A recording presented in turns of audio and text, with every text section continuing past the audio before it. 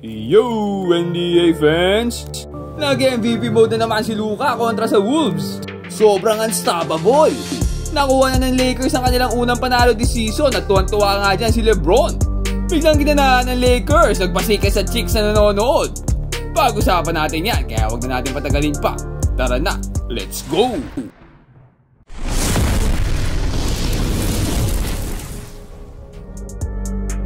First quarter, maagang umarangkada ang visitor team na Timberwolves. Kinuha agad nila ang maagang kalamangan against sa home team na Lakers.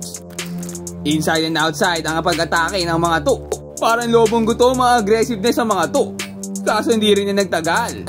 Nanonood kasi courtside itong Hollywood singer, ex-model and influencer, na meron lang namang 20 million followers sa TikTok and 40 million sa IG.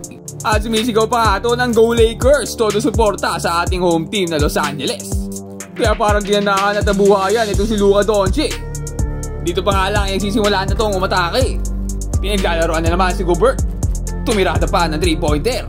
At dito nga parang hindi lang naman si Luka ginanahan kasi pati yung kalaban. Nagpapalitan nga lang ng dress dito ang magkabilang teams.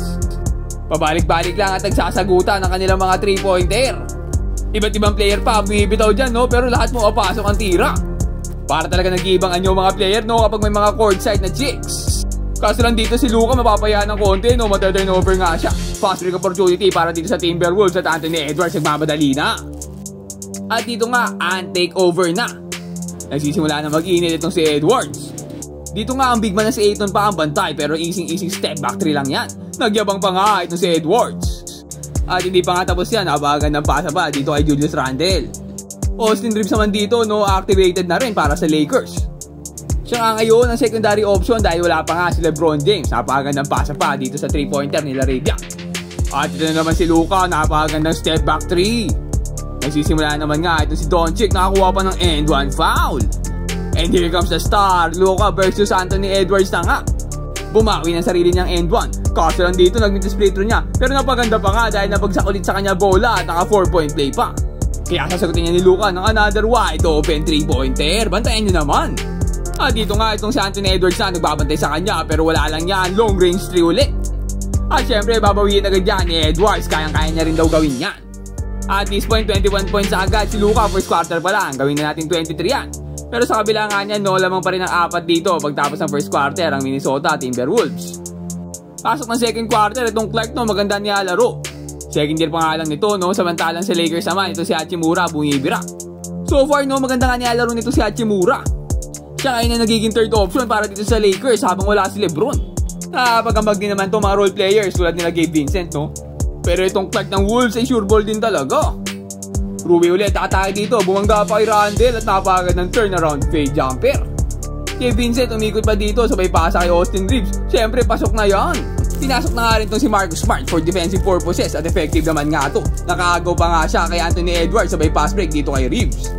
3-and din to si Marcus Smart, hindi lang depensa, sure ball din yan sa 3. At si Luka nga dito, no, binalik na ulit at hindi pa rin talaga siya mapigil. Lalo nag-improve nung namayad siya nitong off-season. At bago nga matapos second quarter, nakapagpasabit pa sa 3. At syempre may papasok niya 3 free throw dyan, walang kahirap-hirap.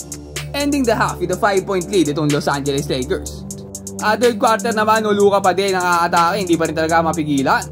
Randle naman ang unang i-score para dito sa Timberwolves sa third quarter natin. At dito nga, no, dominaton bago pa gumagana na. Solid the pick and roll with Luka Doncic. At battle of the big man sa nga, Randle for 3. Dito Luka, napakalayong pasa kay Gabe Vincent, open na open, tinutok na wala pa din, pero buti si Ayton for the rebound. At dito napakaganda pasa kay Hachimura. What a dunk! Again, another pass, kaso wala ulit, buti si Rui for the follow-up. Another 2-man game from Luka and Ayton.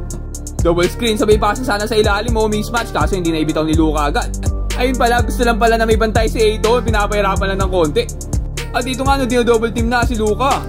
Another mismatch dito kay Anthony Edwards sa ilalim, hindi pinasa, natapat tuloy si Gabe Vincent. Buti si Luka, no, para sa recovery at napakagandang alley-oop kay Ayton. At ang ganda ng next play dito ng Lakers. Mismatch sa ilalim, napilitang mag-adjust itong si Randle, iniwan bantay niya, ayun tuloy naka-open si Rui sa 3. Pero hindi pa tapos dito ang stalkers itong Timberwolves. Randle and Anthony Edwards ang agagat na ulit. Ito si Anthony Edwards na natakbal na sa ilalim. Randle with a nice fake, pani si Ayton, ni Juan Kaboy. At dito si Edwards naman na maglalaro kay Ayton, kinakawawa to oh. Kaya ibabawi na lang siya dito ni AR. Napakagandang fake, napakagandang footwork at napakagandang layup. At dito grabe ang one hand pass ito si Luka sa open 3 kay Austin Reeves. Bang! Reeves ulit, pinapasayaw si Nasrid, sabay salaksak, sabay layup, easy. At Rui dito, napakagandang euro, nakakuha pa ng foul. At nagminis nga si Reeves dito, nagkakagulo na nga sa bola, parang agaw buko nangyayari oh. Buti na lang si Smart, na-deflect niya ang pass ni Randle. Pass break opportunity nga to para sa Lakers, napakagandang ali kay Rui to end the third quarter. At syempre pagpasok ng fourth quarter, Luka nga agad ang makakahawak dito ng bola. At syempre easy jumper lang para dito kay Doncic.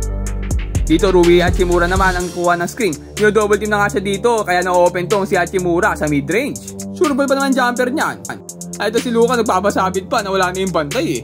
At dito Luka takeover na naman. Sobrang dikit ng depensa pero naibitaw pa rin at naipasok pa ang tres. Kahit ang mga announcer di makapaniwala, itong si Dwayne Wade muntik pa mahulog sa kinauupuan niya eh. Na-excite na masyado. At Luka na ulit ang kukuha dito ng bola. Napakaganda screen mula kay Ayton. Fake shot sabay pasa pala dito kay Ayton sa ilalim. Luka dito susubok nga ng step back 3. Buti ano si Reeves with offensive rebound, grabe hustle. At naiwan sa ilalim ito si Ayton. At umabot na nga ng 20 kalamangan dito ng Lakers kontra dito sa Minnesota. Ito si AR walang awa, pinapasayaw pa si Randle sabay jumper. Syempre swabe niyan. Ay ito si Luka magpapagitang gilas pa nga. Give and go kay Reeves, balik kay Luka sabay salpak. At nagpapansin pa nga si Luka sa courtside body natin, talagang doon pa dumaan eh oh. Talagang nilapitan pa, tumatalon-talon pa.